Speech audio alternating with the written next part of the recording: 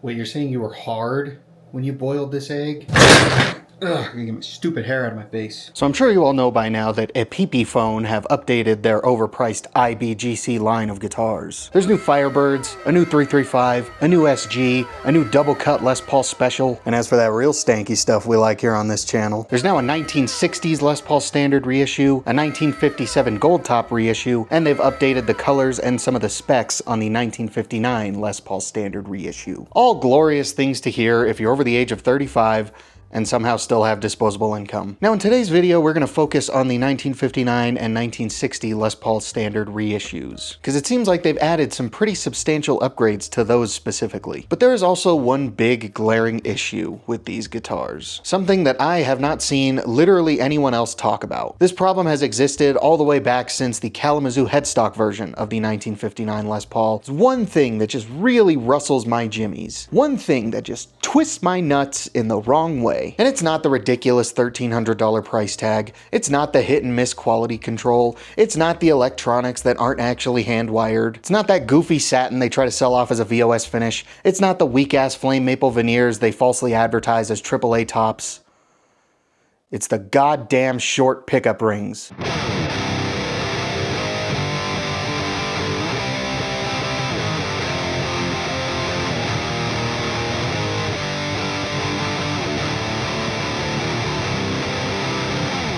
What is up, all you elderly Epiphone-loving erections?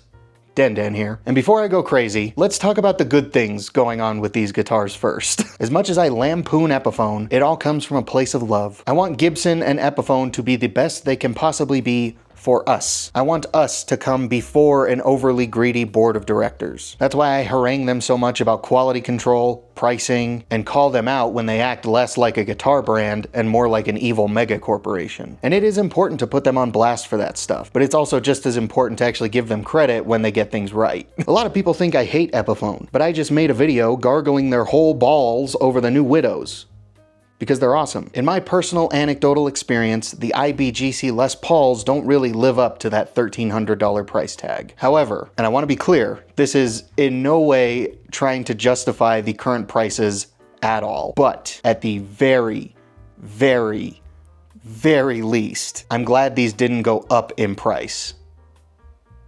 Yet. Don't get me wrong, $1,300 for an Epiphone Les Paul? Silly. $1,400 for an Epiphone Flying V? Unserious behavior. $1,700 for an Epiphone Firebird? Goofy as hell. The prices are already ridiculous. If the world functioned the way it was supposed to, I don't think this line of guitars should have ever gone over $1,000. And I know that's not Epiphone's fault to a certain extent, but I also know that unchecked price gouging has been dragging this country by the thong since 2022. However, I am very pleasantly surprised to see that these haven't increased in price at all. We all know the tariffs exist. Every other guitar creator has already made 12 videos about that, and that's not really the point of this video. But we're reaching the point to where those price bumps are going to start kicking in pretty dang soon. And considering Gibson and Epiphone were the first to start raising their prices back in 2022, I could have easily seen them jumping the gun again and raising their prices before everyone else because of the America tax. However, they did not do that. In fact, that new double cut Les Paul Special is only $1,000. Which is the cheapest IBGC Epiphone they've come out with so far. And I tell you what, if we can get the entire line down to $1,000, then I will bust at the apex of doing a cartwheel. However, it is still very possible that these could go up in price quite considerably in the very near future. So that is something to keep an eye on. And that's not me trying to say you should go rush out and buy one right now. I get nothing out of that. I'm not sponsored by anybody. No one's giving me money to like try and sell these to you. I really genuinely don't care. And let's be real, we both know that you probably already have too many guitars. Isn't that right, Steve?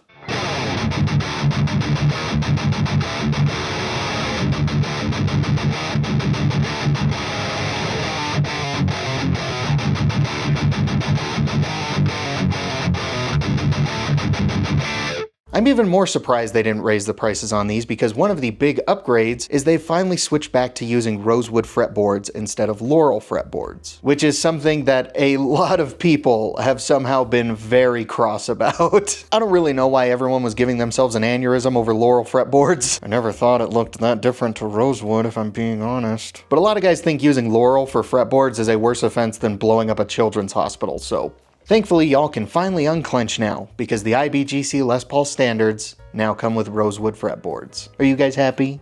Did you get what you wanted? Are you guys done pooping your pants? Another plus to that is the older IBGC Les Paul Standards that come with the Laurel fretboards are probably going to be a lot cheaper on the used market now.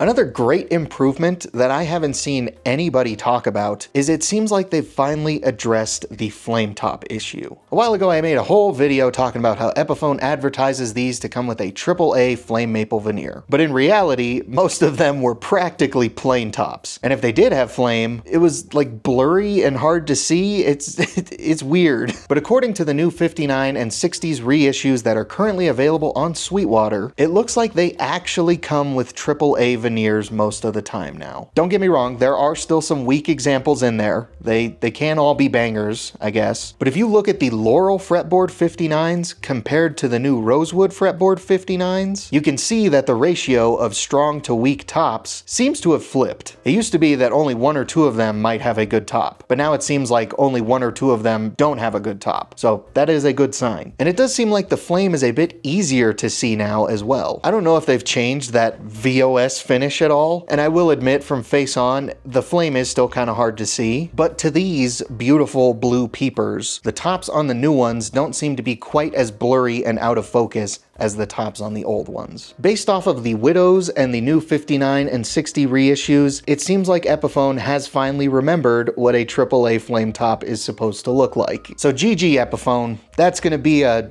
big thumbs up from me. Can you guys see it? Do you guys see the credit I'm giving you? Drink it in, boys. They should have all looked like this from the start, by the way, but better late than never, I suppose.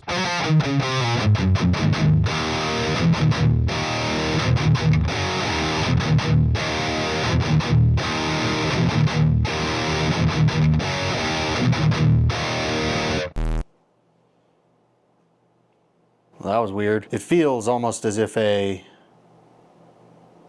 time skip happened. Anywhooser, again, we are just gonna have to wait and see if most of these really do come with AAA tops now. Could be a thing to where Sweetwater just got first dibs and they picked all the good tops. It could be that like the first wave of these guitars specifically have really good tops, but then the second and third waves might not be nearly as bussin'. I don't know, we're just gonna have to wait and see, but for now, the tops are pretty dang nice. So that is all well and good, but now we gotta talk about the stinky stuff. And yeah, I wasn't kidding earlier. I'm unironically gonna bitch about pickup rings now.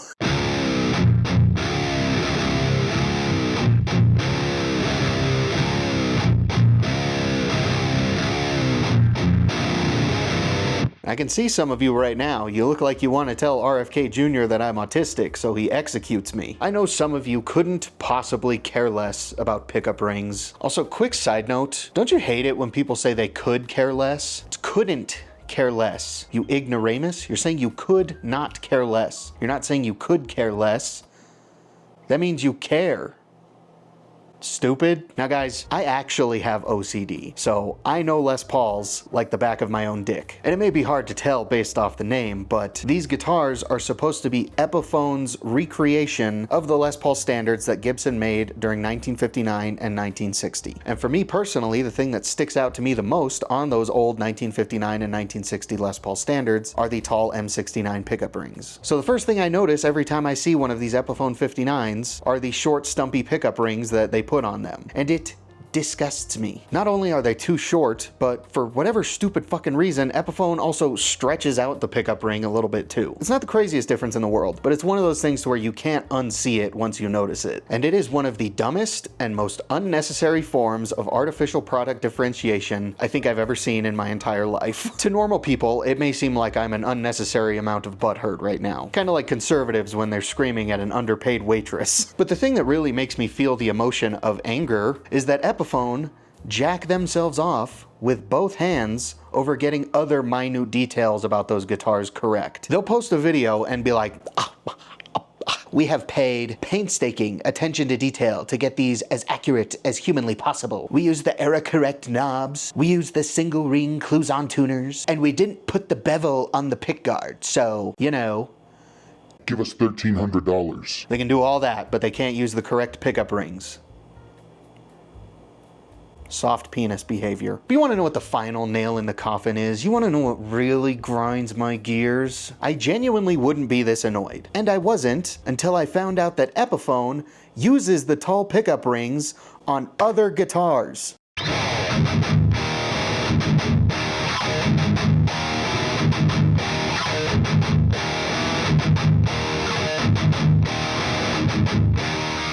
I went to Guitar Center the other day and I developed a blood clot because I saw one of those Epiphone 1958 Carina Explorers and it had the proper tall pickup rings on it. And they weren't all wide and stupid either. I think they were the exact same dimensions as Gibson's taller pickup rings. After seeing that, I had to run to the bathroom, where I then proceeded to grunt for 10 minutes until I peed sand. I went and double checked on Sweetwater, and yeah, both the Explorer and the Flying V 1958 Carina Epiphone reissues have the tall pickup rings, which means Epiphone has the capability to put those tall proper pickup rings on their 1959 and 1960 Les Paul reissues. They just don't, for some demented reason. And it's like, what the fuck are you doing, guys? Like, are they just messing with me specifically? Are they trying to toy with my emotions? Is it because I made that flametop video? Is it? Maybe if the IBGC Les Paul Standard reissues came with those proper tall pickup rings, they could advertise that as just one more premium feature that those guitars come with. And that would help them get just a little bit closer to actually justifying the price tag on these. I don't know, those are just my thoughts. I think that's good for today's video. I think we're gonna wrap it up there.